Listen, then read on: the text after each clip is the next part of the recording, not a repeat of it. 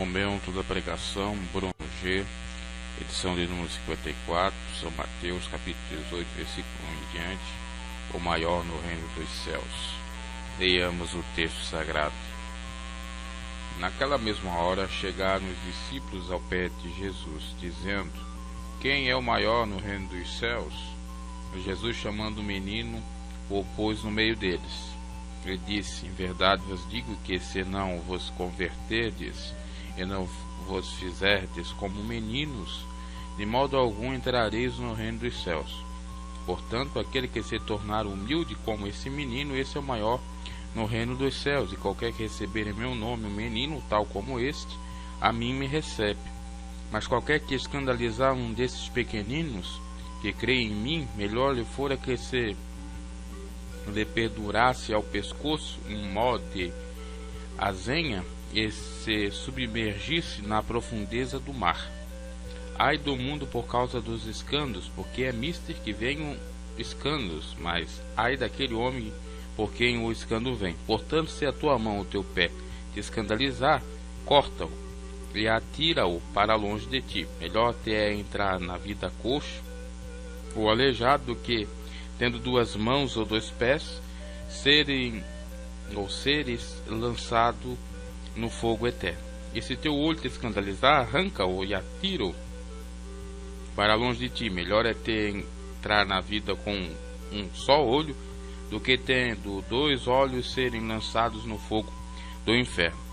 Vede, não desprezeis algum desses pequeninos, porque vos digo que os seus anjos nos céus sempre veem a face de meu Pai que está nos céus. Porque o Filho do Homem veio salvar o que se tinha perdido. Que vos parece? Se algum homem tiver 100 ovelhas e uma delas se desgarrar, e não irá pelos montes, deixando as 99 em busca das que se desgarrou? E se porventura a acha, em verdade vos digo que maior prazer tem por aquela do que pelas 99 que se não desgarraram. Assim também não é vontade de vosso Pai que está nos céus que um desses pequeninos se perca. Portanto, após ter mandado o apóstolo, então, na época, no momento, apenas Simão, discípulo do Senhor, Pedro, pescar um peixe e tirar a moeda para pagar o tributo, veio os discípulos do Senhor ao seu pé e indagaram: Quem é maior no reino dos céus?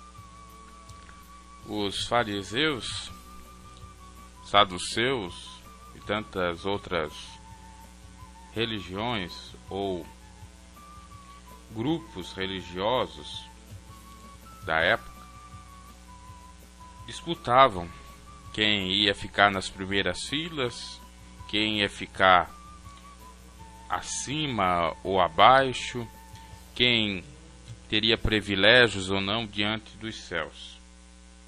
Então os discípulos, obviamente escutando as doutrinas acerca pela qual esses religiosos pregavam ou debatiam, quem é o maior no reino dos céus? Quem está mais destacado? Porque isso, para muitos, era importante. Eu sou o melhor, eu estou lá na primeira fila para ser cortejado.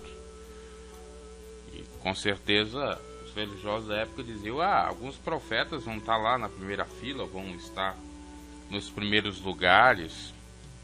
Outros pensavam consigo mesmo: não, aquele que temer ao Senhor ou que fazer mais obras para se aparecer até mesmo dentro dos homens, esse terá mais destaque. Se o povo reconhece destaque, Deus também vai reconhecer. Quer dizer, a voz do povo é a voz de Deus. Se o povo dá mais destaque a um grupo, a determinadas pessoas, também Deus vai dar. Como se Deus enxergasse simplesmente a aparência e não a essência. Como se Deus julgasse pela aparência e não pela essência. Como Deus chamou Davi na mente de Jessé, seu pai, não era Davi para pelejar contra o gigante Golias. Mas na de Deus era, porque Deus julga de acordo com a reta justiça e conhece o mais íntimo e profundo de cada um. E então era natural que os discípulos tivessem essa dúvida, pelo fato dos boatos, de com certeza presenciarem vários debates nesse sentido, debates esses, perda de tempo, que coisas que não tem nada a ver, que não resultam em nada, são aquilo que o apóstolo Paulo chegou a falar, vãs filosofias, são aquilo que ele exortou para não ser, ou para não nos preocuparmos, genealogias com coisas simplórias que prezam mais para a contenda do que qualquer outra coisa, ou seja, serve mais para conflito do que para edificação, do que para bênção, né? Então Jesus, para sanar todas as dúvidas, para deixar bem claro para os seus discípulos, até porque eles precisavam ouvir do mestre o ensinamento correto acerca disso, para também passarem quando fossem questionados acerca de tal. Então Jesus chama um menino e põe na roda, e põe no meio dos discípulos, dos seus seguidores, dos seus apóstolos, e disse: em verdade vos digo, que se não vos converterdes, e não vos fizerdes como meninos, de modo algum entrareis no reino dos céus. Então é para se converter e para fazer aquilo que os meninos fazem. Aqui o menino está relativizado, aliás, aqui meninos está tendo conotação de, ou faz relato de crianças. Quando Jesus fala que menino ou meninos, não está falando no sexo, apenas do sexo masculino, ou apenas de menino e de menina. Não, está falando de criança. Isso é relativo à criança. Então, se nós não nos convertermos como de fato são convertidas as crianças, porque elas não têm pecado, porque elas têm pureza, porque elas perdoam, porque elas não têm mágoas, porque elas pedem perdão, porque elas de fato produzem ou demonstram mais sincero amor, porque elas têm a singeleza, a simplicidade como Deus quer, a humildade, não é arrogante, soberba, não é mentirosa, né? Geralmente não são, a não ser que sejam educadas para sê-las. Uma criança que não é influenciada negativamente pelo pai, pela mãe ou pela sociedade, ela é uma pessoa realmente que serve de exemplo para todos nós cristãos. E aqui lê-se que Jesus não está falando no sentido mais ingênuo da criança, né? Que a criança não sabe discernir do bem e do mal, que a criança ela facilmente é enganada, que a criança é ingênua. Não é nesse aspecto, é no aspecto da humildade, do coração reto, puro, sincero, que Jesus está mencionando.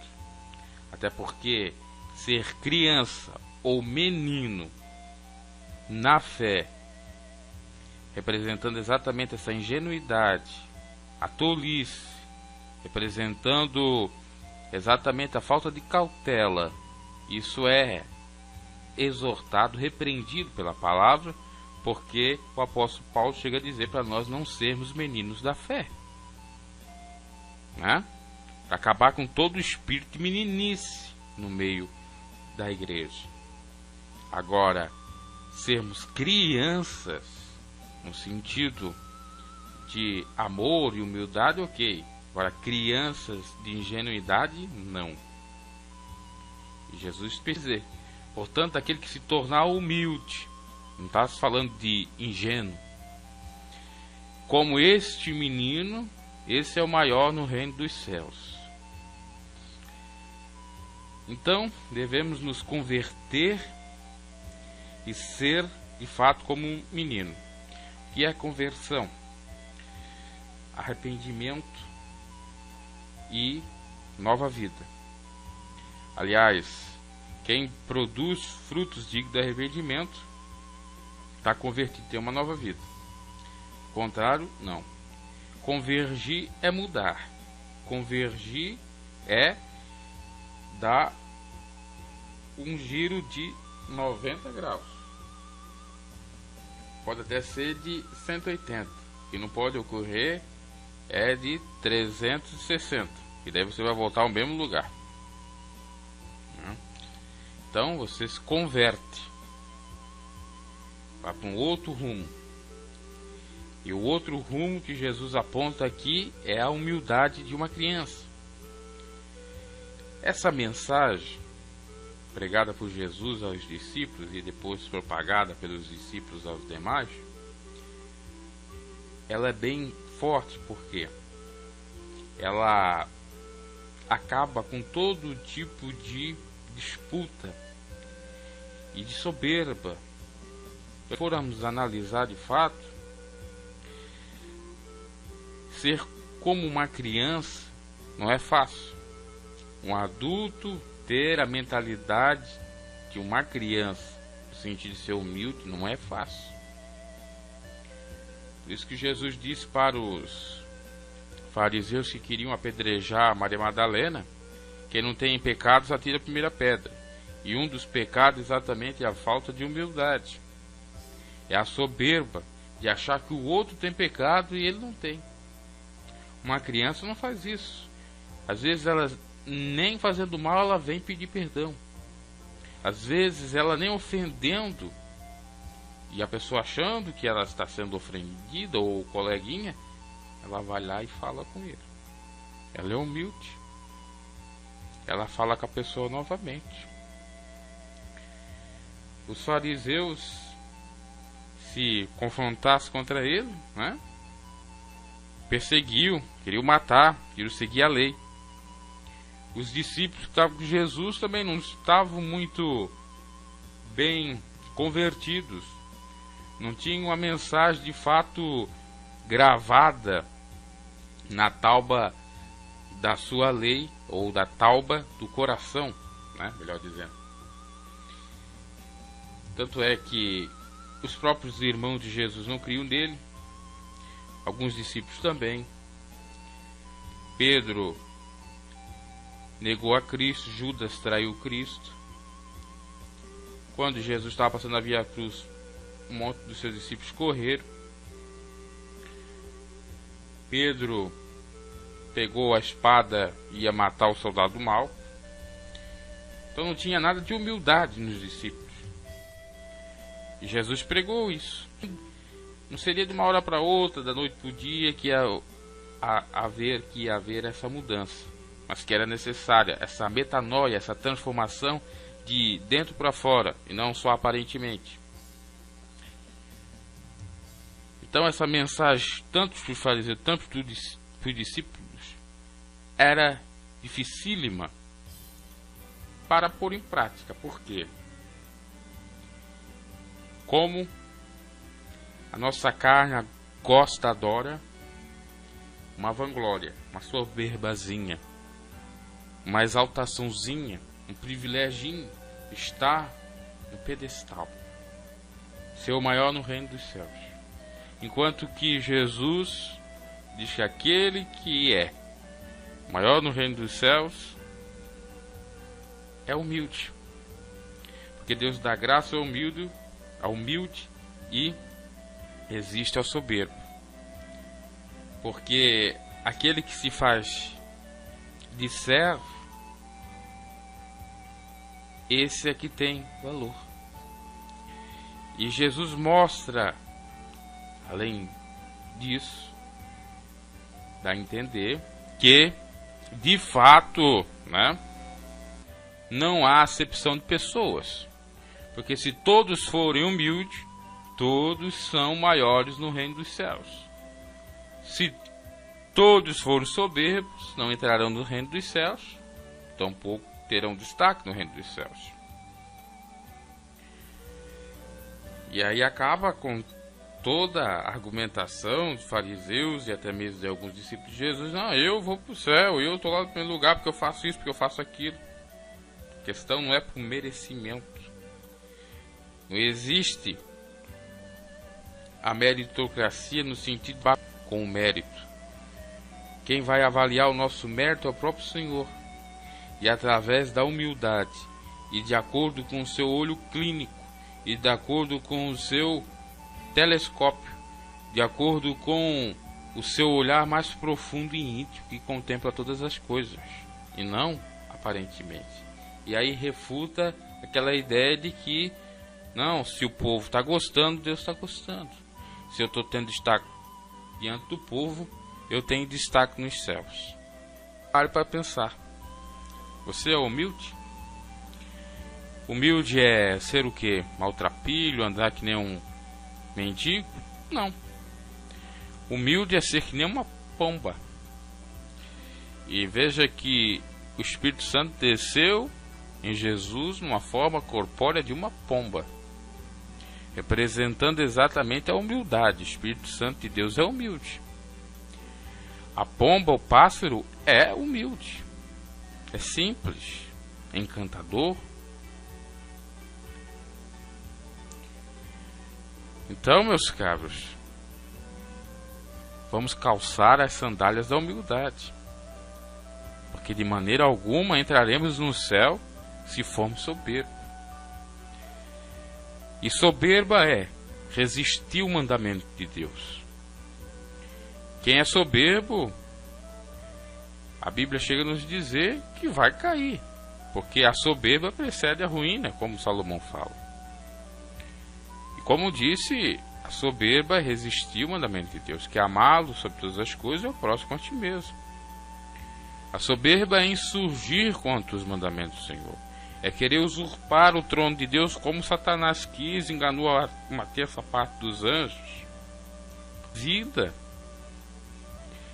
foi aquela que Eva, depois Adão, se deixaram levar pelo conto da serpente que estimulou essa soberba e foram então comer do fruto proibido, da ciência do bem e do mal.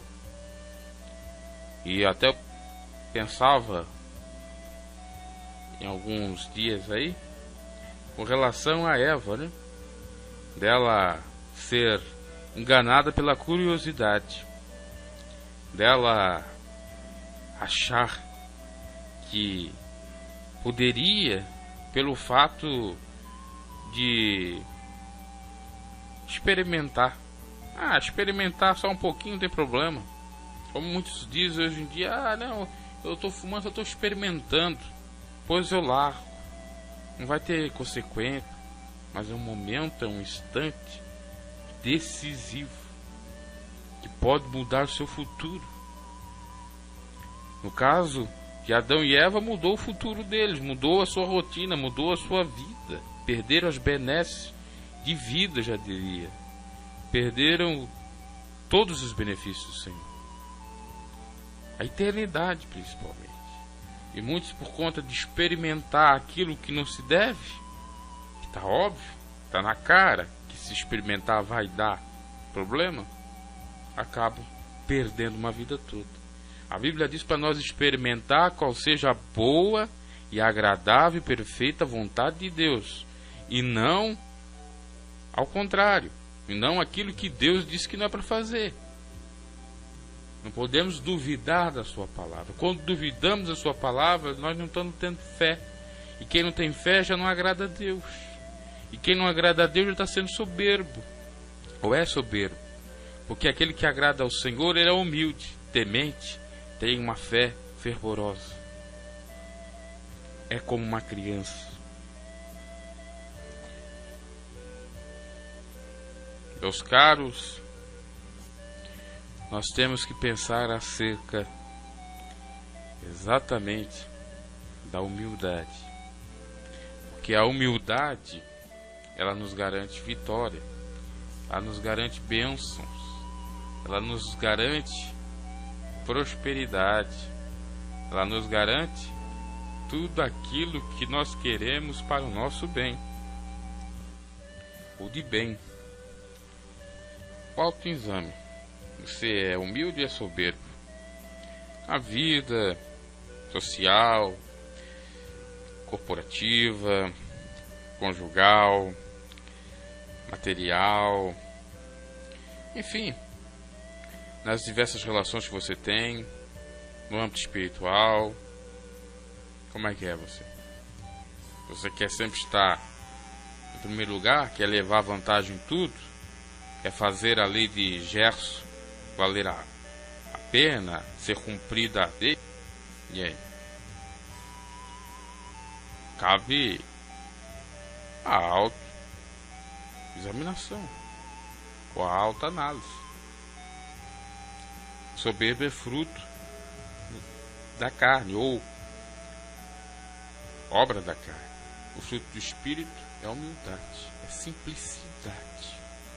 Se você tem o Espírito Santo, você é humilde. Se você é humilde, você se sujeita à vontade do Senhor, amando de todo o teu coração, de toda a tua força, sobre todos os deuses e ídolos, e faz bem ao próximo.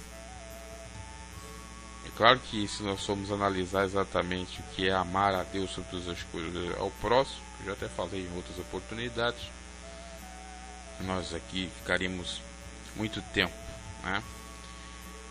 Mas é só para você entender o que é ser humilde, o que é ser soberbo. O rei Nabucodonosor foi soberbo, por conta da sua soberba foi pastar. O publicano, na oração de Jesus, né, que Jesus cita naquela parábola, alcançou bênção. A mulher cananeia, como já pregamos, por ser humilde, reconhecer que não era nada sem Jesus e que realmente não era digna de nada, mas que acreditava no favor imerecido de Deus, alcançou exaltação, a bênção que ela tanto queria. Então, meus caros, é isso. Humilhai-vos diante das potentes mãos do Senhor, e Ele vos exaltará. Esse é o recado. Peça ao Senhor sabedoria, que Ele vai lhe dar nesse sentido, que é de fato ser humilde. Porque há situações em que o eu quer predominar, que a vontade de Deus é deixada de lado. Mas nós temos que crucificar a nossa carne, nós temos que renunciar a nós mesmos, carregar a cruz cada dia e seguir. E qualquer que receber em meu nome um menino tal como este, a mim me recebe.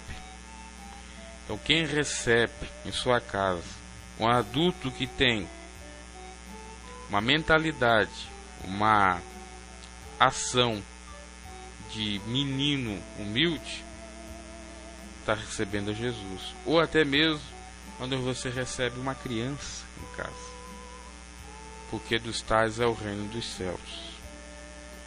Olha que interessante. Qualquer que receber em meu nome um menino tal como este, tal como aquele que Jesus apresentou na roda no meio ali dos discípulos, recebe a ele.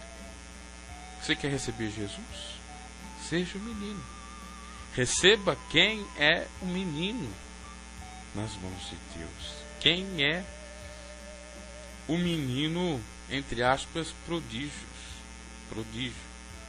Se como Jesus foi com 12 anos, porque de fato ele fazia a vontade do Pai. Então, tanto uma criança como um adulto, criança entre aspas, você recebe a Jesus.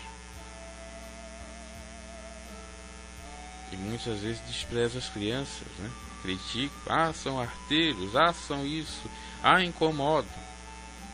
Agora, recentemente, saiu aí uma lei terrível na Irlanda, liberando o aborto, com todas as possibilidades, ou em todas as possibilidades. Inclusive, simplesmente, se a mulher quiser, sem ter motivo algum, ela vai lá e aborta. Isso é não receber um menino. Imagina se Maria decide: não, eu não quero receber um fruto do Espírito Santo, receber o Salvador, ser portadora do Salvador. Ela estava sendo soberba, não recebendo o menino, e possivelmente não entraria nos céus. Porque isso é a atitude de quem é humilde, é obedecer, é ser servo. Mas vale obedecer do que sacrificar. No caso dessas mães abortivas, ou abortadeiras, aí da Irlanda, e aqui no Brasil parece também estão lutando nesse sentido, essas tais vão perder a salvação por não receber o menino, por não dar luz ao menino, não dar luz à criança, tanto simbolicamente, metaforicamente, como literalmente, porque a mulher será salva dando a luz, a igreja será salva dando o menino. Olha que revelação tremenda. A igreja nossa, a noiva do Cordeiro, será salva quando ela gerar o menino, quando ela começar a querer ter um menino, uma criança, gerar essa criança. Jesus nasce em nossa vida a partir que nós aceitamos a Ele. Porque, como João Batista disse, é necessário que eu diminua e que Cristo cresça. E para Cristo crescer, simbolicamente em nossa vida, para a igreja, que somos nós, de fato, fazer com que a criança cresça, que a criança comece a se desenvolver na barriga, que a gestação seja maravilhosa, é necessário nós não rejeitarmos a possibilidade de sermos criança no sentido de humilde. Se nós não querermos, nós não seremos, e por conseguinte perderemos a salvação. Olha que tremendo isso, os caras. Mas qualquer que escandalizar um desses pequeninos, um desses meninos, um desses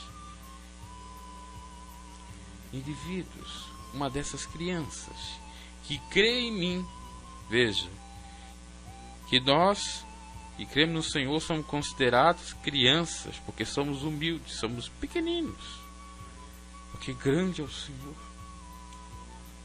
Sobre nós está Ele, sem Ele nada podemos fazer. Então, nós, sendo esse pequenininho que Ele protege com todo carinho, com todo amor, já que somos crianças indefesas, já que somos crianças que precisam de carinho, de afeto e proteção, de exortação também, né? Para caminhar na vida espiritual. Esse Deus vai fazer com que, de fato, nós sejamos abençoados e protegidos. E aqueles que escandalizar ou tentar ofender, fazer mal, bater, humilhar um desses pequeninos, rejeitar, melhor que lhe fora que se pendurasse ao pescoço um mó, uma pedra, que é um mó de azenha, pode ser uma pedra de atafona, pedra grande, e se submergir na profundeza do mar. que há uma representação tanto da pedra quanto da profundeza do mar. Pedra pode representar a dureza do coração, pode representar de fato aquele e aquela que não quer saber do Evangelho. Então, se não quer saber do Evangelho, seja frio, não seja morno, não faça que nem os fariseus que não querem ir, impede aqueles que querem ir. Ser pedra de tropeço para os pequeninos não é bom, mais fácil, mais vale então que se atente contra a sua própria vida, com a sua própria incredulidade, que se afunde no mar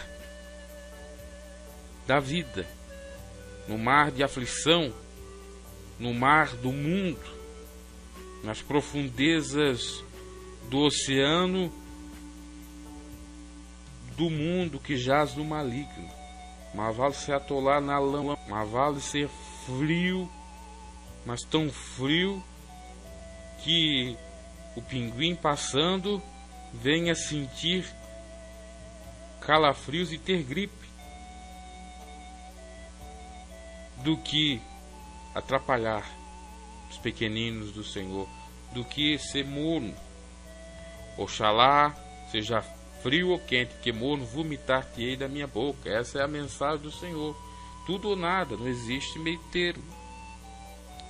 Então os que escandalizam, os que atrapalham, porque uma coisa é o escândalo, uma outra coisa, um outro modo de pensar ou de acontecer, melhor dizendo, é o escândalo que faz mal aos pequeninos, que atrapalha, que ofende, que visa tirá-los do caminho santo. Esse, ou quem produz esse escândalo, realmente vai ser condenado, realmente terá sentença desfavorável, condenado ao fogo do inferno, porque está impedindo dos tais. E Jesus vai dizer exatamente isso que eu estou falando. Ai do mundo por causa do escândalo, que o mundo vai sofrer por causa do escândalo, porque é mister que vem os escândalos, é necessário que venha, mas ai daquele homem que por quem o escândalo vem. E aqui não é a questão do simplesmente escândalo, mas é do escândalo para destruir os pequeninos. E são geralmente de pessoas ditas cristãs, evangélicas, católicas, do sistema religioso, que fazem coisas absurdas no meio da congregação e fazem nós pensar: meu pai. Recentemente, comprovadíssimo pela justiça, um pastor, dito pastor só de nome, porque Jesus disse para Pedro: Pedro, tu me amas? Pedro respondeu: sim, mestre, então apacenta minhas ovelhas. Quem ama o Senhor apacenta as ovelhas e apacenta a si mesmo, no bom sentido de zelar pela sua boa reputação, etc. Esse pastor acabou matando um filho e um enteado. Inclusive, segundo a perícia, ele tinha copulado com uma das crianças, porque foi encontrado espermatozoide no corpo das crianças. Depois teria batido nessas crianças e depois ateou fogo nelas. Olha o tamanho da barbárie, da crueldade. E até ganhou destaque aí na mídia como o caso dos nardones evangélicos. E isso ainda é cruel, mas não é tão grave, eu diria.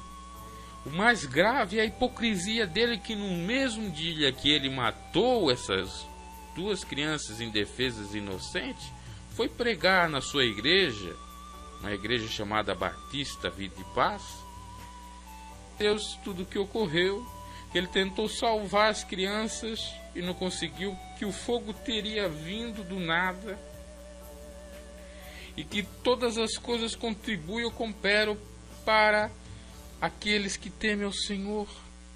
E pregou uma mensagem assim maravilhosa que todo mundo dava glória. Olha o tamanho da incredulidade, do escândalo, da psicopatia desse sujeito. Aí foram averiguar na CPI e disseram que ele talvez estaria usando drogas, que era viciado em drogas e tal. Meu Deus. Aí penso eu, como que uma cúpula de uma denominação pode deixar esse sujeito pregar, sabendo que ele tem problema? Como que esse sujeito pode ter a petulância, a coragem, a pachorra de em cima do púlpito pregar, fazendo uma barbárie dessa? Olha a falta de temor, é aquilo que Jesus disse: por conta da iniquidade, da multiplicação do pecado, o amor de muitos se esfriaria. Está aí, até mesmo de pai para filho. Meu Deus, que absurdo! Ainda dizendo que era pastor. Pastor da onde? Aliás, não é preconceito, e se for, eu até assumo esse preconceito. Pastor algum pode ser pastor quando é tatuado.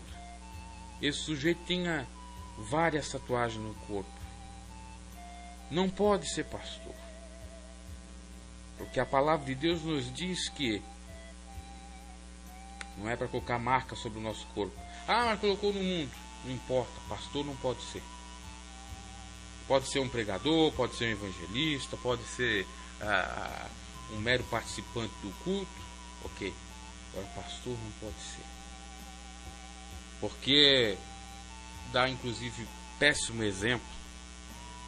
Ah, mas tem gente de sangue bom, todo tatuado, e tem gente que é sem tatuagem, todo santinho. Isso até apareceu aí no Facebook, e tinha um sujeito que era todo tatuado e ajudou pessoas.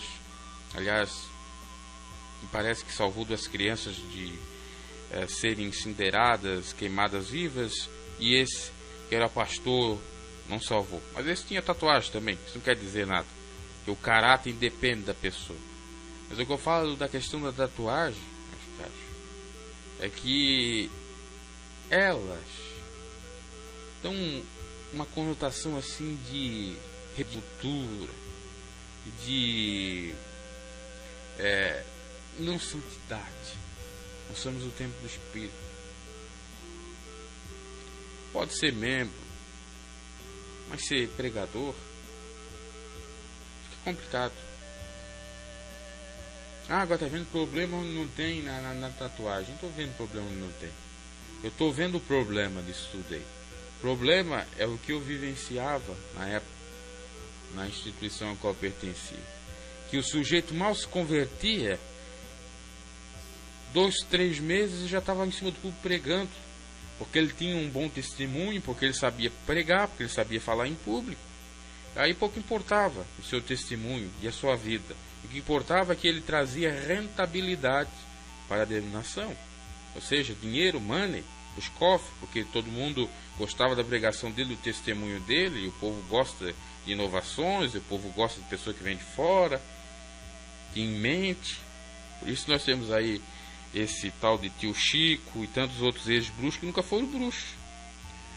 Portanto, a gente tem aí também cantores que dizem que se converteram, que nunca se converteram, que eram cantores no mundo. E agora nós temos isso aí, ó. O pastor não estava convertido, estava convencido, cheio de tatuagem, cheio de acordo com o modismo da sua época, tá? É interessante isso, a gente tem que parar para pensar mesmo. O camarada em cima do púlpito, barbudo, cheio de tatuagem. Quando pregava, às vezes usava uma camiseta para cobrir aquelas tatuagens, mas tinha tatuagem, ok. E assim, o senhor olhando para ele, parecia que ele era um hippie. Ou qualquer outra pessoa daquele movimento da contracultura dos anos 60, 70, de anarquia e coisa e tal. E aí agora foi preso, o que aconteceu? Raparam o cabelinho dele, raparam a barba dele, tá lisinho. Então na cadeia tem regra, e a regra tá tudo rapadinho, né? Agora na igreja não, aceita tudo de forma. Aceita o barbudão, o tatuadão e o não convertido. Ah, é preconceito? Não tem nada de preconceito. Tá, pronto. Porque essa ondinha que eu tô vendo aí desses neopentecostais, Jesus daqui, porque Jesus é uma brisa muito legal, é uma vibe. A vida de Jesus é uma brisa legal. Ah, que altas vibes. Comparando Jesus com maconha. Pastor, comparando Jesus como cigarro de maconha, como droga, como pó. Pastor, fazendo uma encenação de quem está fungando uma cocaína com a Bíblia. Que absurdo é isso, meus caros? Que escândalos e que variedade de escândalos nós estamos tendo nos tempos presentes. Outrora os escândalos era adultério, era e às vezes o pastor furtando. Agora os escândalos é morte, é estupro, é violência sexual, é tatuagem, brinco, barba, é um evangelho de qualquer maneira. Meu Deus, coisa. Claro que isso é usos e costumes. Eu creio que barba e sem barba não vai fazer diferença entrar no reino dos céus. Mas penso que quando for pregar o evangelho tem que ter uma mudança. Tem que de fato ter alguma diferença. Tem que demonstrar mais respeito. Porque quando o sujeito é preso, vai rapadinho para ficar padrão. E quando ele está solto, pode fazer qualquer coisa. O Eike Batista foi preso, raparam a cabecinha dele. Aquilo não seria um ato de humildade extrema? Né? Uma imposição de humildade, de aviltamento, de humilhação?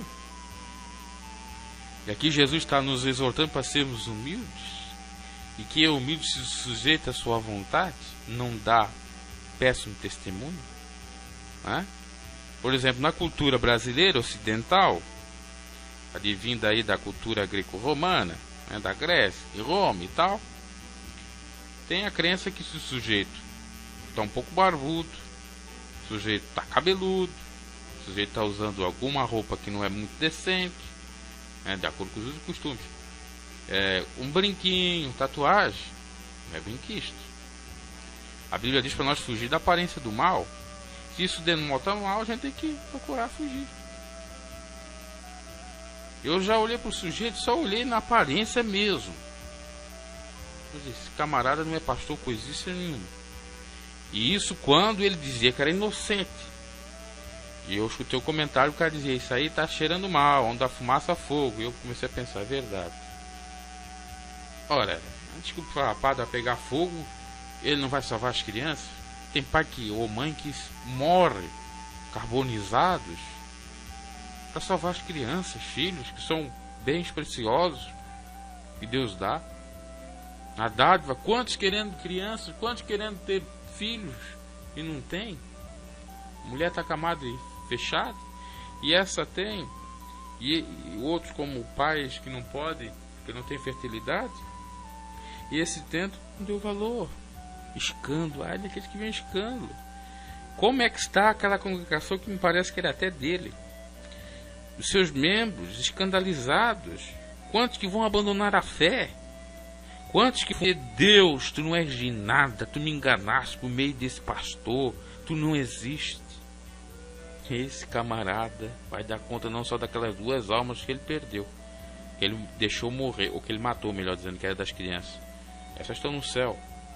Mas Deus vai cobrar o sangue desses inocentes e desses que se desviarem, se apostatarem da fé genuína. Esse sujeito merece prisão perpétua. Esse sujeito merece aquilo que o apóstolo Paulo disse. Por mais que muitos venham dizer que foi um exagero do apóstolo Paulo, eu já nem diria que seria um exagero. Eu já diria que seria a última ratio de Deus. Isso é considerado em direito penal como uma única forma de coibir a tal prática. E não era tão grave assim, entre aspas. Era um pecado sexual que existia na igreja de Coríntio, que a madrasta andava com o seu enteado. Agora imagina um pai que mata o filho. Ali o apóstolo Paulo disse que a carne desse sujeito fosse entregue a Satanás para que a alma fosse salva. E no sentido metafórico, a carne desse sujeito tem que ser entregue a Satanás com prisão perpétua. Eu não sou a favor da pena de morte, não. Prisão perpétua. É que a minha avó dizia que morrer não é pagar o preço, não, porque morrer é descanso. Você vai para o inferno, não, mas é descanso. Pagar ali. Para ver ainda se tem salvação, que nem o apóstolo Paulo falou. Porque isso é uma barbárie, cara. Uma coisa dessa. Eu sei que o inimigo nos tenta, que a carne é fraca, mas meu Deus, o sujeito que está com a palavra em mãos, que conhece o evangelho, fazer uma coisa dessa. Cuidado, jovens, cuidado, adolescentes que andam aí nesses modismos dessas igrejas, que eu já diria que são neo-pentecostais, neo-tradicionais, que pregam um evangelho fácil, de boa, de relax, de vibe Jesus. Vai nessa vibe de Jesus aí, esse modismo aqui que só quer trazer para o evangelho palavras do inglês, né? Fazer aportuguesar o inglês, né? Trazer palavras como se fosse da própria língua portuguesa, né? Porque isso é moderno, isso é atual. Cuidado com isso, que a Bíblia diz, para nós não nos conformar com os modismos do mundo, mas nos renovar com o entendimento do Espírito de Deus. Que aquele que ama o mundo, o amor do Pai não está nele. Que aquele que quer constituir-se amigo de Deus, ele tem que ser inimigo do mundo. E o mundo é isso. Um mundo, sistema que já está perverso. Que diz que o que tem, não tem problema algum. Pode ser de qualquer maneira, adoração. Eu entendo que a pessoa particularmente pode estar um pouco mais na informalidade, eu diria.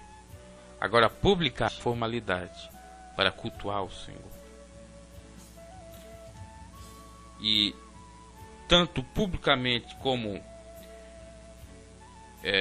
a sós ou em casa, né, privadamente, vamos colocar assim, nossa vida privada, é necessário nós aplicarmos a essência do Evangelho, que é o amor, né? E não existe outro mandamento a não ser o amor. E é por conta da falta de amor que tem vindo a iniquidade e tem vindo os escândalos no meio da congregação, infelizmente. E o mais terrível, como já disse, o cara tem a cara de pau de dizer que é inocente, que foi Deus que permitiu e que todas as coisas cooperam para o bem. O Jimmy Swaggart, quando pecou, confessou seu pecado, que era de adultério com prostitutas. Muitos dizem que ele confessou porque é uma jogada de marketing para ser restabelecido na função de pastor e continuar exercendo na Assembleia de Deus dos Estados Unidos. Mas ele foi banido do cargo, né? Mas ele teve a coragem de reconhecer seu erro e se humilhar diante das câmeras. E tantos outros. Agora esse sujeito ainda negando até debaixo d'água, até o fim. Brincadeira, meus caros. Meu Deus, esse sujeito não tem coração não. Esse sujeito aí, sinceramente, Aí muitos vão dizer, não, é demônio. Ele foi enganado pelo demônio, o demônio que fez tudo. É claro, então o demônio vai ser preso e todo mundo vai ser salvo. Porque o demônio é o terrível. Nós temos que ter autocontrole. Se refrear. O inimigo se atenta nós para fazer o mal, para matar, destruir. É isso que ele veio, para matar, roubar e destruir. Mas é para nós estarmos com o nosso espírito lá em cima. E principalmente esses que dizem cristãos. E por isso que Jesus vai dizer que os filhos das trevas são mais prudentes que os da luz, do que os da luz, porque os das trevas não fazem essas barbáries. Os considerados das trevas porque não estão no sistema religioso, porque não estão pertencendo a um cristão, ou porque não têm religião, porque não professam, entre aspas, fé, de acordo com o conhecimento dos homens. Ai dos tais que estão aí escandalizando o Evangelho. Maior no reino dos céus são os humildes que submetem à vontade do Senhor, que são desprezados pela sociedade, são considerados a escória da sociedade, tem valor algum, mas para Deus tem grande valia. São que nem Lázaro pedia migalhas para o rico e ele não estava nem aí. E deu no que deu, né? Como Jesus nos conta naquela parábola. Meus caros, tá brava, tá feia a coisa. Mas ai daquele homem, porque o escândalo vem, homem, mulher, ser humano. Ai desse sujeito aí. Ser duro o juízo, sofrimento. Não é eu que digo, é Jesus. E passa os céus e a terra, as palavras de Jesus não passam. Portanto, se a tua mão ou teu pé te escandalizar, se a mão dele que ia bater nas crianças ou acariciar nos órgãos genitais das crianças fosse cortada, poderia ser até literalmente, hoje ele não estaria sendo condenado, sentenciado, humilhado, não estaria aí na mídia escandalizando o Evangelho e não perderia a sua salvação, né? Se nós seguirmos o conselho de Jesus, é claro que Jesus aqui não está falando literalmente. Eu estou sendo um pouco exagerado, é uma hipérbole. No caso desse sujeito, um pé e uma mão. Pelo menos ele não fazia essa barbárie. Fazia a autoimolação. Portanto, se a tua mão ou teu pé te escandalizar, corta-o. Se teu pé vão caminhar para o mal, corta-o. Se a tua mão vão colocar em lugares, em coisas que não lhe pertencem, corte-a. E como que você corta a sua mão? E como que você corta o seu pé? Você corta o seu pé quando você está calçado com o sapato do Evangelho da Paz. Você está revestido da armadura de Deus. E o Evangelho da Paz, a boa notícia, é o amor. Então você calça o seu pé com esse Evangelho. E aí você não se apressa a fazer o mal. Porque de fato você está calçado com o calçado, perdoa aí a redundância, que lhe impede de fazer a insanidade, a loucura e transgredindo o mandamento do Senhor. Você corta a sua mão quando a sua mão passa então a ter nela o escudo da fé. Quando você carrega em suas mãos o escudo da fé, para ter mãos limpas, porque no céu só entrarão aquele que tiver o coração limpo e for puro, tiver as mãos limpas e for puro de coração. Então, para você ter as mãos limpas, é necessário você ter o escudo da fé. Porque aí você guerreia. Em vez de você contra-atacar, ou de você fazer o mal, você se defende. De vez de você iniciar para fazer o mal que lhe vem, você defende. E segue Jesus dizendo: atira-o para longe de ti. tira o teu pé para longe, atira a tua mão para longe. Melhor ter entrar na vida coxo, manco ou aleijado, do que tendo duas mãos e dois pés, sendo lançado no fogo eterno, é verdade. E se o teu olho te escandalizar, arranca-o e atira-o para longe de ti. Melhor ter entrar na vida com um só olho, do que tendo dois olhos ser lançado no fogo do inferno. Como que você arranca o seu olho? Quando você unge. Você pede a unção do Senhor para ungir seus olhos, para não colocar coisas más diante deles. Quando você tem um olho divino, um olho espiritual, quando você tem uma visão divina, você enxerga que a guerra, o conflito que você tem, não é contra a carne nem contra o sangue, mas do inimigo. E aí você se reveste da armadura de Deus para vencer essa guerra espiritual. E aí você não traz o escândalo. Vede,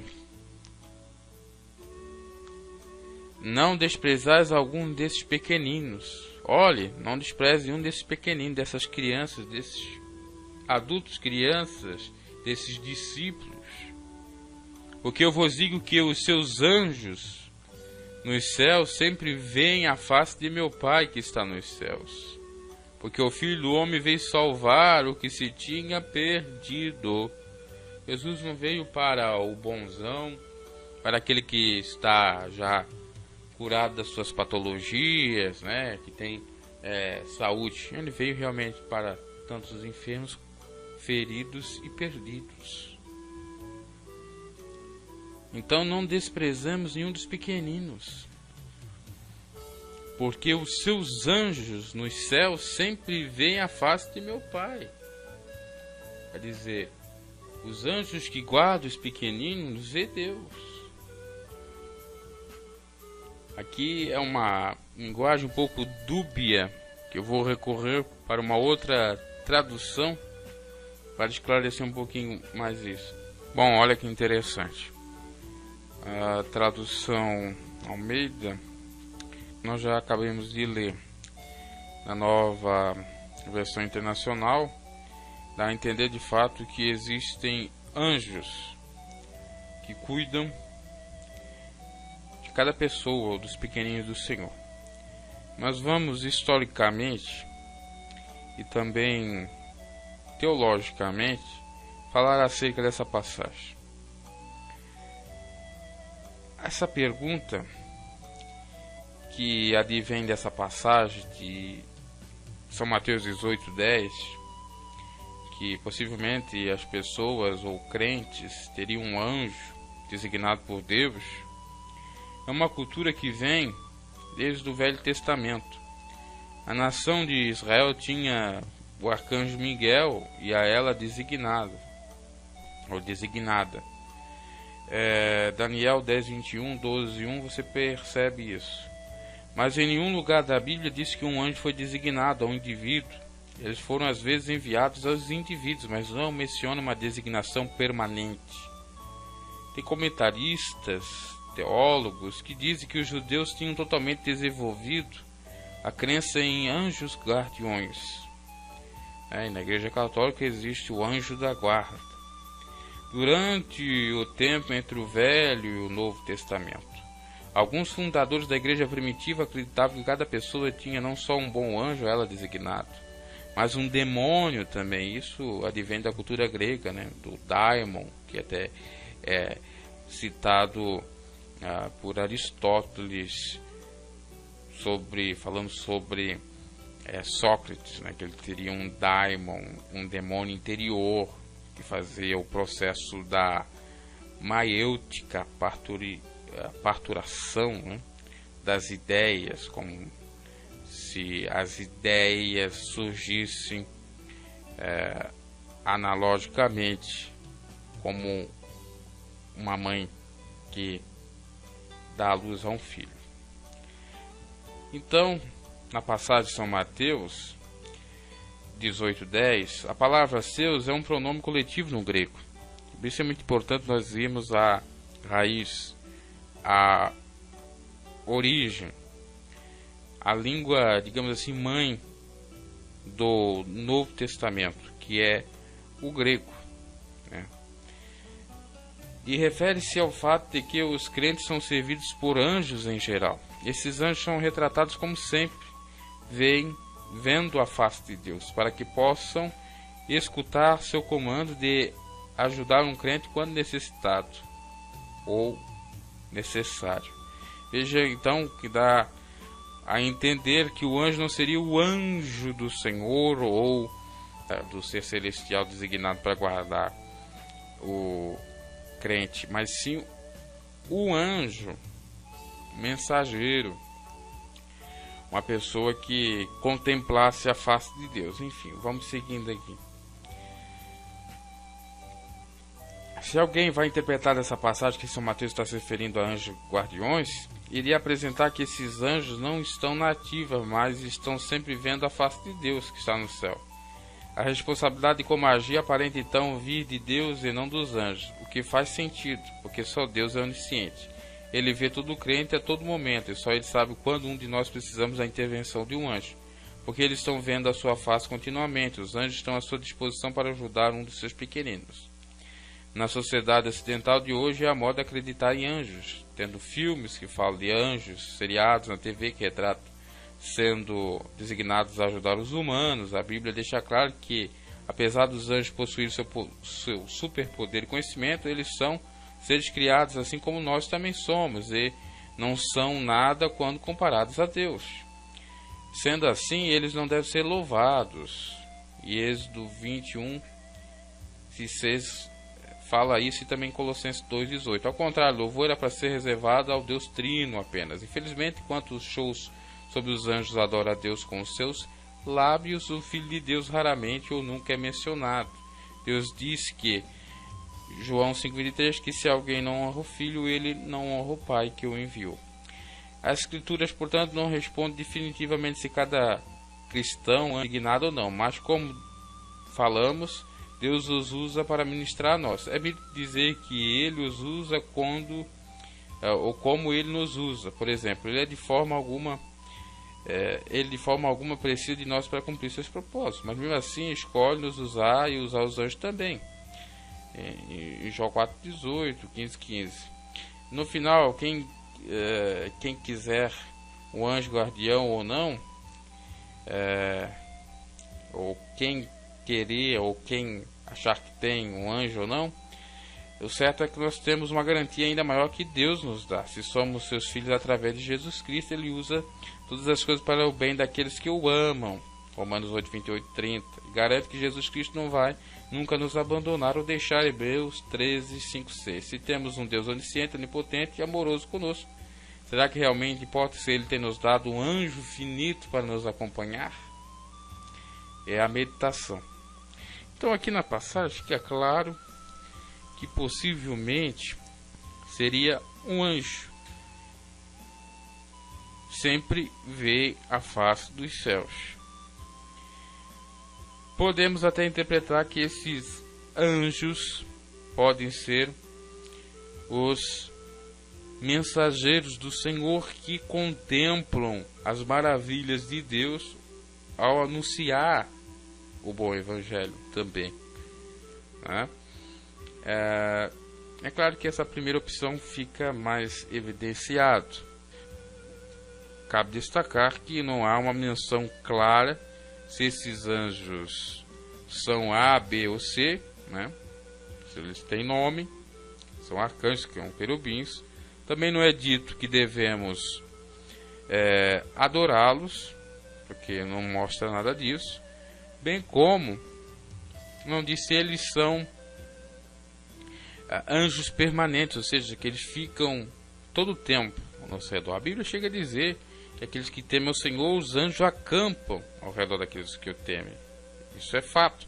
Talvez essa é a alusão que Jesus quer fazer, né, lá de Salmos.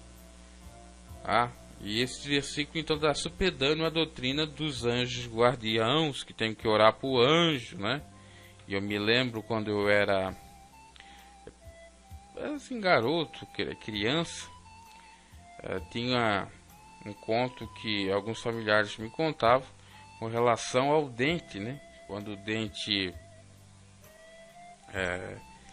chamado de dente de leite caísse, era bom colocar debaixo do travesseiro, porque o anjo ia ver ou ia pegar, e os dentes que nasceriam sadios e tal. E essa crença, essa tolice aí, possivelmente ainda se fala com relação a isso. Também é muito ensinado a oração ao Deus guardião, né? O anjinho, orar para o anjinho. Isso não existe, né? Por mais que esteja aqui que Deus tem um anjo para nos guardar, ou que Ele envia um anjo, não é para adorar. Porque o Filho do Homem veio, portanto, então, para salvar todos que tinham sido perdidos. Que vos parece? Se algum homem tiver 100 ovelhas e uma delas se desgarrar, não irá pelos montes, deixando as 99 em busca daquela que se desgarrou? Um homem que seja de fato amoroso, né? Um ser humano que seja amoroso, né? Que entenda o Evangelho, que seja do Evangelho. Porque do contrário nós vemos aí, né? Está na mídia, que nós estamos sabendo. E Jesus, obviamente, que faz isso, porque o bom pastor dá sua vida pelas ovelhas. E se porventura acha em verdade, pois digo que tem maior prazer por aquela desgarrada do que aquelas 99 que não estão desgarradas. Isso também é demonstrado por Jesus quando ele fala na parábola do filho pródigo, né? Que o pai recebeu mais gostoso o filho que retornou, que regressou, do que o filho que estava próximo dele. Inclusive ele teve ciúmes por conta disso, pelo fato do pai ter feito um banquete, uma festa para receber o filho. Então veja que para Deus há mais importância naquela que está desgarrada, naquela que está no mundo, né, para ser salva, naquele perdido, naquele que está nas trevas, no mundo da prostituição, do crime, para ser convertido, do que aqueles que já estão no aprisco, porque já estão ganhos, já estão no caminho do Senhor. Obviamente que Deus tem amor, tem estima, mas tem muito mais para aqueles que ainda não foram alcançados pela sua misericórdia. Isso que a Bíblia nos diz, que Deus não tem prazer na morte do ímpio, que Ele é longânimo, porque não quer que ninguém se perca, mas que todos se arrependam, né? Exatamente por conta disso, porque o seu amor é tão maior que passa por todas as barreiras, né? As barreiras das ofensas, né? Quantos que ofendem o Senhor, não sendo uma blasfêmia contra o Espírito Santo, é perdoada, e Deus perdoa, mas não, se fosse um ser humano nem perdoava.